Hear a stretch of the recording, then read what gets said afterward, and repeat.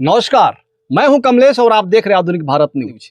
दोस्तों, आजकल जिस प्रकार से हमारे देश और प्रदेश में जाति और धर्म के नाम पर लोगों को लड़ाया जा रहा है, युवाओं को शिक्षा के क्षेत्र से गुमराह करके उन्हें आर्थिक और मानसिक रूप से गुलाम बनाया जा रहा है, ऐसे दौर में सामाजिक न्याय महाकुंभ का आयोजन करा करके शोषित वंचित समाज और युवाओं को इस दलदल से बाहर निकालने के लिए मुहिम छेड़ने वाले इलाहाबाद उच्च न्यायालय के चर्चित अधिवक्ता और वाराणसी खंड स्नातक के एमएलसी पद के प्रत्याशी और भाई अरुण चंचल जी का यह बयान हम सभी को सुनना चाहिए, और सुनना ही नहीं चाहिए बल्कि सुन करके इस पे विचार भी करना चाहिए। आवश्यकता है कि जो ये सम्मेलन हो रहे हैं, इस तरह के सम्मेलन लगातार होते रहे, लोगों के बीच बात पहुंचती रहे। हमें समझना होगा कि संविधान ने हमें क्या दिया, संविधान में ऐसा क्या है जो आपके मध्य पहुंचना चाहिए, जिससे आपके विचार जो है लोगों के जीवन को नया रूप दे सके। अवधारणा है सभी को समान अवसर मिले, क्योंकि अभी तक अवसर के मामले में अभिजात वर्ग का एक तरफा अधिकार रहा है। मैं सामाजिक न्याय की लड़ाई को पुरातन दौर में ले जाऊंगा। इंडस वैली सिविलाइजेशन के जमाने में भी जब हड़प्पा सभ्यता थी, तो जब को देखेंगे तो वहां राजा या उच्च वर्ग का जो आवास होता था वो बड़ा होता था, और जो दासों के आवास थे, श्रमिकों के आवास थे, वो छोटे छोटे हुआ करते थे। तो सामाजिक न्याय की जो ये परंपरा चल रही, कोई एक दिन की नहीं है, हजारों वर्ष पहले से ये लड़ाई चल रही है। थोड़ा परिवर्तन आया जब आप सल्तनत के दौर में आए। सल्तनत के दौर में अधिकार मिले, तुगलक वंश ने एक नया परिवर्तन, नई सोच दी।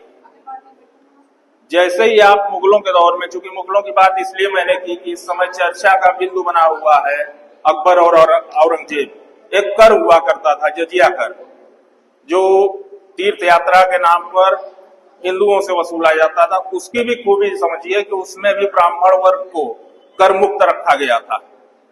ये उसकी सबसे बड़ी खास। फिर मॉडर्न इंडिया में भी काफी परिवर्तन हुए, काफी चेंजिंग हुई। कॉन्स्टिट्यूशन बना, आपके मूल अधिकार, नीति निर्देशक तत्व चीजें आई। पंचायती राज आया, जिसने महिलाओं को एक तरफा जो है आरक्षण देकर के अधिकार दिया, समाज में उनको उठने बैठने बोलने का हक दिया।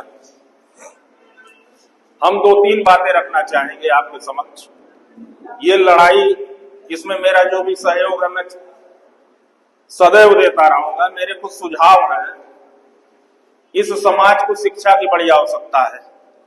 शिक्षा के लिए मेरा आग्रह है, अनुरोध है, सुझाव है कि जो इस समाज से जुड़े लोग, जो धनाढ्य हैं, जिनके अपने विद्यालय हैं, उन लोगों को आगे आकर के कम से कम नहीं तो 25% सीटें इस समाज के लोगों के, जो शोषित वंचित समाज है, इनके बच्चों को या तो कम शुल्क में या निःशुल्क किसी तरीके से देने का प्रयास करें।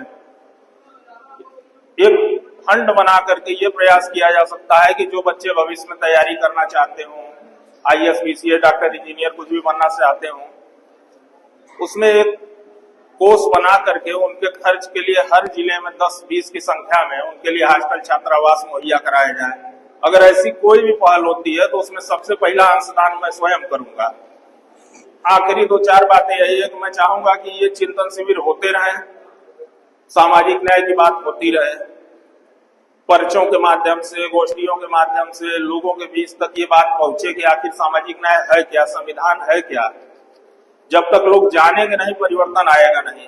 आप जैसे बड़े वक्ता, बड़े भाई हृदय भाई साहब हैं, ये लोग हैं, इन लोगों के विचार आप लोगों के बीच पहुंचेंगे, परिवर्तन आएगा, चीजें आएंगी।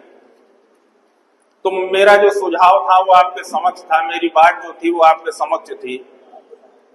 भविष्य में जब भी मौका मिलेगा मैं अपना सुझाव इसी तरह से आपके समक्ष, सुझाव, सहयोग जो भी जरूरत है मैं देता रहूंगा। जय संविधान, सबको प्रणाम।